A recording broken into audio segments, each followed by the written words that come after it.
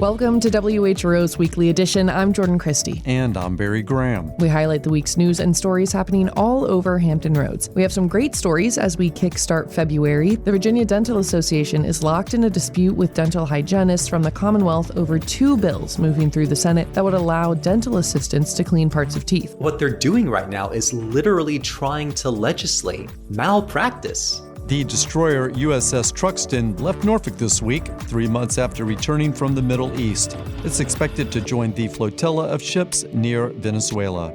And Clipse, the Virginia Beach rap duo of brothers Malice and Pusha T, came away with the group's first Grammy win last Sunday.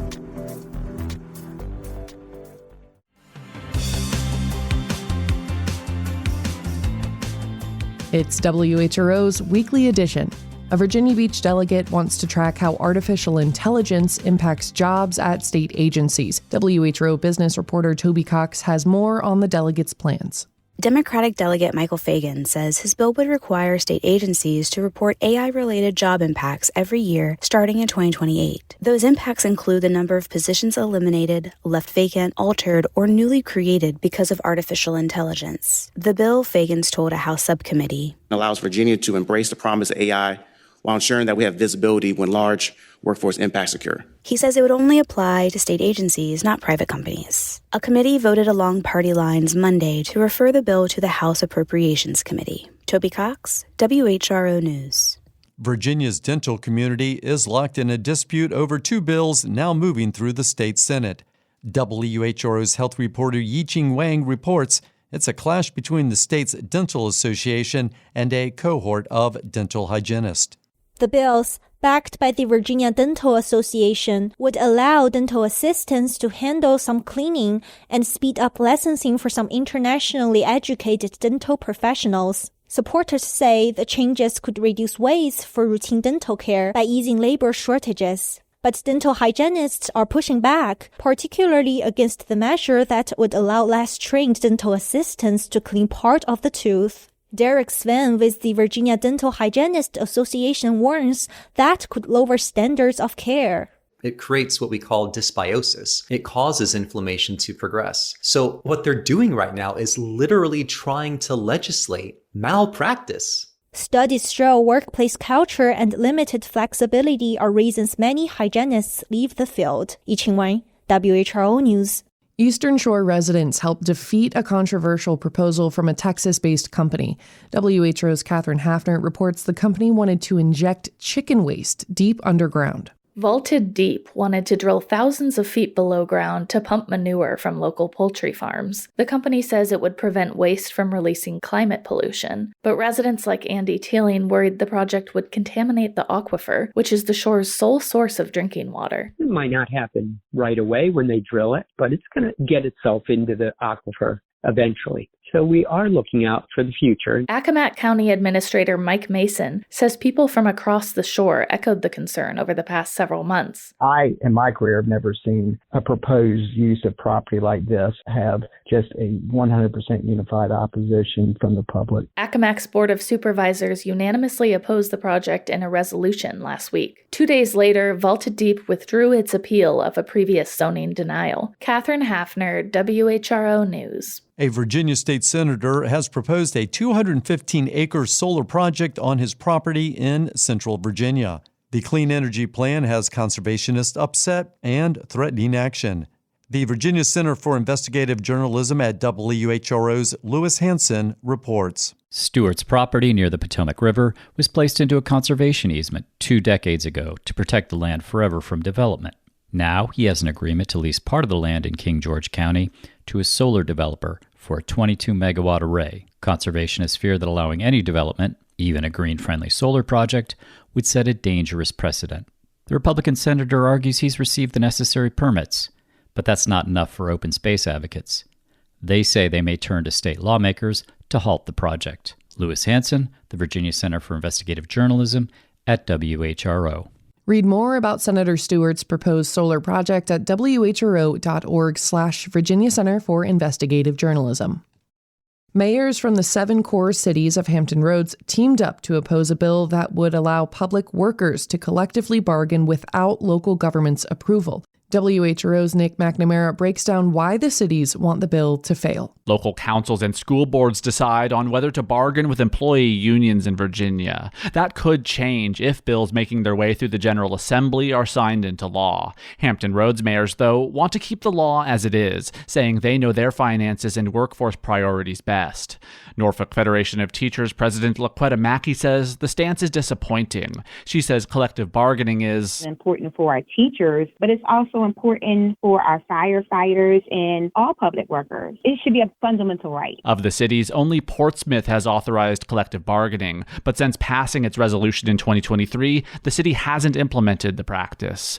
Newport News' collective bargaining task force in 2025 recommended 5 bargaining units, but city council has not voted to establish them. Nick McNamara, WHRO News. An update to state regulations will allow more Virginians to access community solar.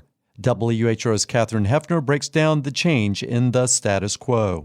On a plot of land off Route 58 in Suffolk, Brandon Smithwood with solar developer Dimension Energy gestures to rows of glistening panels. This property is only about 20 acres, so this is much smaller than the big utility scale projects. This was one of the first community or shared solar projects in Virginia. The concept is sort of in between small rooftop panels and massive solar farms. Renters or homeowners opt into a project off-site to earn credits on their energy bills. Until recently, the program was effectively limited to low-income customers. But Smithwood says state regulators changed how shared solar is billed in Virginia, allowing more people to benefit. We shouldn't be charging customers a premium for what's the cheapest source of energy we've got. A proposal at the General Assembly would allow a lot more community solar projects to be built. Catherine Hafner, WHRO News. Members of the General Assembly are considering a bill that would allow cell phones inside Virginia courthouses. WVTF's Michael Pope has the latest from the Capitol. If you've been to a courthouse in Virginia recently, you know it kind of feels like it's stuck in the past. The clerk of court is required to post certain notices near the front door, and cell phones are usually prohibited.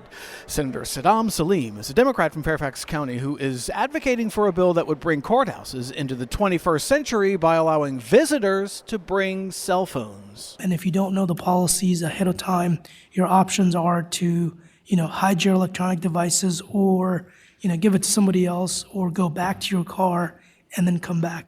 That could make you late for a hearing. Or maybe you took a bus and you have nowhere to stash your phone. David Tissell is an attorney who says his clients are often harmed by the prohibition against modern technology. Sometimes they have important evidence on their phones. For example, if they've taken pictures of the conditions of their apartment, that can be used as a defense in certain cases or important evidence for their tenant's assertion. A Senate panel approved Salim's bill on cell phones this week. And members of the General Assembly are also considering a separate bill that would revoke the longstanding requirement to post notices of constitutional amendments by the courthouse door, a stipulation that's playing into the fight over redistricting. Reporting from the Capitol in Richmond, I'm Michael Pope. Still ahead on Weekly Edition, Norfolk recorded the fewest homicides last year that the city has seen in decades. But first, the destroyer USS Truxtun left Norfolk Tuesday morning, 3 months after returning from the Middle East. WHRO military reporter Steve Walsh tells us why. USS Truxtun is being redeployed after returning to Norfolk in October. The ship spent nearly 7 months at sea, including intense operations in the Red Sea. Captain James Kofi said the ship is ready despite the quick turnaround. So the Navy's kind of asked more for us and our families. And my crew has done impeccably well during the short turnaround. So I really don't focus on the number of days. I focus on the quality of the time and the support of the Navy families. The Navy has been tight-lipped about the ship's destination, but the destroyer is expected to join the flotilla of Navy ships in the Southern Command around Venezuela, which includes the USS Ford Carrier Strike Group. Steve Walsh, WHRO News. As fewer Virginians enroll in Affordable Care Act plans, free and charitable clinics in Hampton Roads are gearing up for more patients. WHRO's health reporter I-Ching Wang says clinics are also pushing lawmakers for more funding. At a charitable clinic on the peninsula, Executive Director Matthew Stern says ACA coverage gaps often show up first in dental care. when your medical insurance costs go up, generally one of the first things that disappears is dental insurance. And that's really unfortunately far more like a luxury item in our current economy than kind of one of those necessities. In Western Tidewater, clinics say they continue treating patients even when they lose Medicaid coverage. But that shift also means clinics lose partial reimbursements from the state that offset clinical costs. The Virginia Association of Free and Charitable Clinics is pushing for a $15 million a year state funding increase. Yiqing Wang, WHRO News. Economists say Virginia isn't in a recession, but it's on the cusp of one.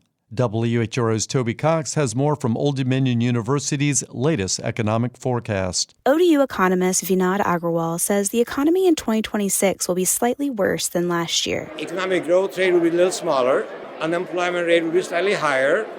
Job growth will be about the same as the last year. And essentially, the overall economic activity will be slightly lower than what it was last year. He says reductions in the federal civilian workforce, immigration policy, tariffs, and housing all play a role in the declining conditions. One particular challenge for Hampton Roads, he says, is the region's dependence on government spending. Federal sector is an asset. At the same time, it's a weakness because decisions are made which are beyond our control, and they affect our lives. Agrawal says the region needs to diversify its economy and grow private sector jobs, concentrating in areas where the region has a competitive edge, like maritime industries. Toby Cox, WHRO News. A delegate for Norfolk and Virginia Beach is proposing cutting property tax exemptions for Confederate organizations. WHO's Nick McNamara reports that the bill might face a challenge from the courts. Democratic lawmakers have talked about removing tax relief for organizations such as the United Daughters of the Confederacy for years. Former Governor Glenn Youngkin twice vetoed bills that would do so. But 2026 looks more promising to Delegate Alex Askew after electoral wins put Democrats in control of Virginia's executive and legislative branches. He says the groups help glorify the Confederacy and essentially, I believe, have whitewashed the Commonwealth's history. But I think it's truthfully time to move forward. House Bill 167 may, however, face a challenge from another government branch, the courts. The Daughters of the Confederacy call the effort targeted discrimination. Askew, though, insists the proposal isn't about punishing the organizations or limiting their right to exist, and says it's time they pay taxes after 75 years. Nick McNamara, WHRO News. Some local leaders in Southwest Virginia are hoping to entice data center companies to build in their communities. VPR's Roxy Todd has been learning more about two projects, one in Pulaski County and another in Wythe County. Last year, Wythe County announced that a company called Solus Arcs will build a new data center at the county's industrial park. It makes me feel good about where our community is going as far as sustaining and growing its economy. David Manley is the executive director of the county's Joint Industrial Development Authority. He says the project will bring a boost in tax revenue, which could be used for public safety and schools. In neighboring Pulaski County, local leaders are quietly working with a developer to prepare a site for a data center.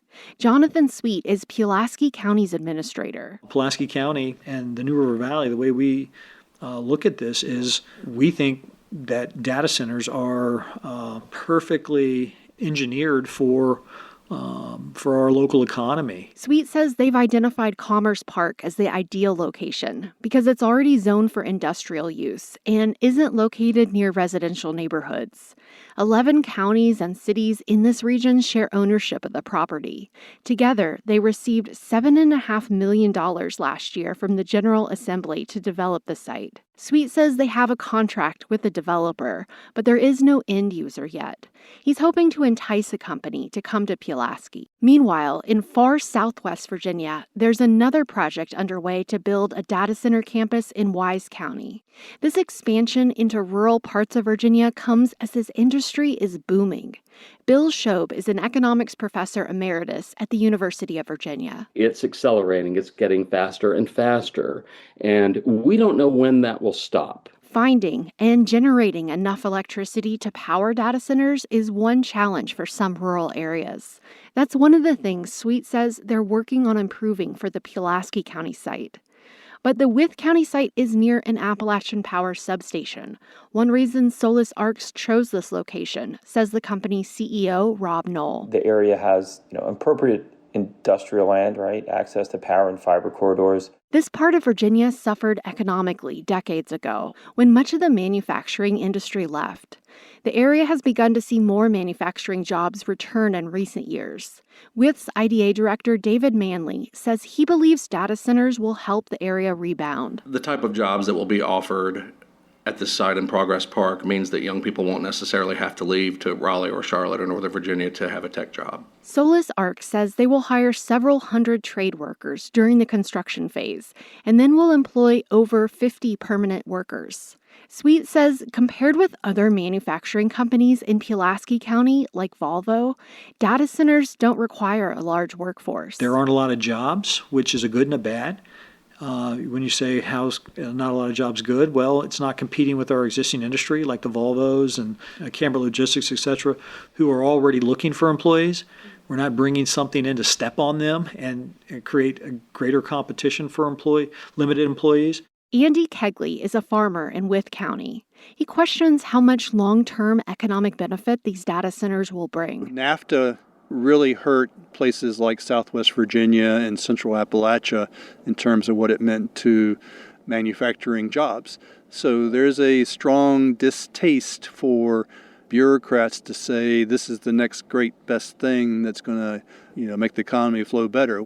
Kegley agrees that the millions of dollars in tax revenue from data centers can be used to jumpstart the economy if local leaders invest in things like education and retraining to help more residents get good jobs in a changing economy. In Wytheville, I'm Roxy Todd.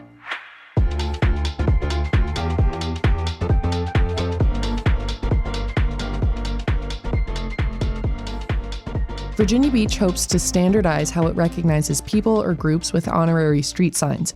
WHO's John Doucette has more from the City Council. Designations don't change the name of a street or addresses. The city just adds honorary signs for notable people. A city memo lists 4 approved last year, after council only authorized 2 over the past several years. Councilmember Michael Berlucci isn't critical of those recent picks. He wants a consistent process. I have some concerns about kind of the way that it's inconsistently applied. Discussion included whether people should be years past their achievement or even honored after their death. Councilmember Cash Jackson Green is among those who say it's important to recognize those who are still here. I very much am in favor of giving people their flowers while they are still alive. Council wants city staff to bring back recommendations. John Doucette, WHRO News. Officials say Norfolk recorded the fewest homicides last year that the city's seen in decades. WHRO Business and Growth reporter Toby Cox explains the trends behind the numbers.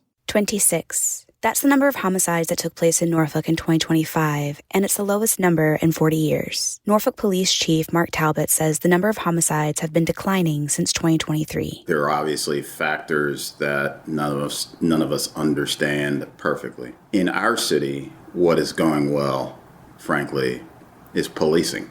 Talbot says police officers are solving more cases and responding more efficiently to calls for service. Norfolk's Commonwealth's attorney, Ramin Fadahi, says it marks progress for the city, but 2026 may be challenging. Better health, better blue-collar jobs, better early childhood education and childcare, better housing and transportation.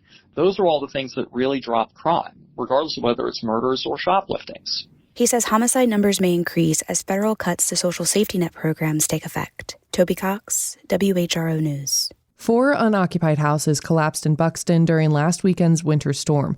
WHO's Catherine Hafner dives into the details. The passing nor'easter brought snow, strong winds, and high tides to the Outer Banks, which battered vulnerable structures. This week's string of collapses is the first of the year along Hatteras Island, but unlikely to be the last. Bobby Outen with Dare County previously told WHRO, "There's 100 that in the next 5 years could be in peril if nothing is done." Local officials are pleading with the state to fund efforts to rebuild the shoreline and protect the region's only highway. North Carolina's congressional delegation is also pushing legislation to allow homeowners to use flood insurance to dismantle homes before disaster strikes. Catherine Hafner, WHRO News. A Williamsburg hotel has spent nearly 2 decades helping people without stable housing. WHRO's Nick McNamara fills us in on the business's charitable efforts. For 17 years, the Pineapple Inn and Housing Center catered to foreign nationals visiting the U.S. through a cultural exchange program. But this season, manager Grace Granger says it's begun focusing solely on others who need help with housing. We plan to be a landing zone and launch pad for you so that you can become the person that you want to be and get the support that you may need. It's not a new venture. The inn also rented rooms to people in need for years, largely after exchange student workers went home. But seeing the growing need in the community made the shift an easy choice. I knew that with everything we were doing, this was the right decision. Subsidized housing and shelters are often at or near capacity on the peninsula. A 2025 regional study projected that the number of people without housing will grow by 5% annually amid rising costs. Nick McNamara, WHRO News. Clipse, the hip-hop duo from Virginia Beach, had a shot at 5 Grammy Awards this year. WHRO's John Doucette breaks down how brothers Gene and Terrence Thornton, better known as Malice and Pusha T, won their first together. Clipse took home the Best Rap Performance Grammy for the song Chains and Whips. The cut features Kendrick Lamar and Virginia Beach's own Pharrell Williams, who himself is no stranger to Grammy glory. Clipse got their start in the 1990s and broke through in 2002 with their album Lord Willin', which featured Williams and was produced by the Neptunes. Chains and Whips is from their 2025 album Let God Sort 'Em Out. Their first is a duo since 2009. Williams, with the Thorntons standing beside him on the red carpet, said this one was for the 757 and Virginia. All three performed during the Grammys ceremony in Los Angeles. John Doucette, WHRO News. Rural Nelson County is home to plenty of wildlife. But as WVTF's Sandy Hausman explains, the sheriff's office was not prepared for a recent call about one injured animal. Lieutenant Stephen Bodick has been a law enforcement officer for more than 20 years, but he's never had a call like the one he got Saturday. Residents near the town of Arrington reported seeing an injured kangaroo. Bodick and another officer converged on the scene and spotted the suspect, but catching her was no easy job. As soon as we exited the vehicle, it took off running, and it cleared 150 yards in about 3 seconds. I couldn't even get a picture of it. The animal had a wounded leg, and Bodick tracked a trail of blood to a nearby property, where he informed the homeowner. Knocked on the door, told the residents, hey, the police are here, we're chasing the kangaroo. Of course, she laughed at me. She put her dogs inside, and when I walked around back, it was there. He phoned the local Wildlife Conservation Center, and the owner said he'd be right over with a tranquilizer gun. Then the sheriff's office got a call from another resident reporting another kangaroo. It turned out the first animal was a mother who'd been carrying a baby. And their natural instinct, if they're chased from predators, is to hide the baby and lead the predators off. That's what we're assuming she did. The joey was located and returned to the Wildlife Center, and its mother was sedated enough that Bodick was able to pet her. I was surprised how soft they were. They're like a bunny rabbit. Today, mother and baby are back home and making a good recovery from their weekend adventure. The police, meanwhile, are still talking about it. I'm Sandy Hausman. You've been listening to WHRO's Weekly Edition. We had help today from WHRO's Toby Cox, John Doucette, Catherine Hafner, Nick McNamara, Steve Walsh, and Iching Wei. VCIJ's Lewis Hansen, WVTF's Sandy Hausman and Michael Pope, and VPR's Roxy Todd. Also, Connor Worley, who produced today's show. A reminder that you can always catch full episodes on the Weekly Edition podcast feed. You can get your news updates at WHRO.org and the WHRO Reports podcast feed. For all of us at WHRO and WHRV, I'm Barry Graham. And I'm Jordan Christie. Have a great weekend.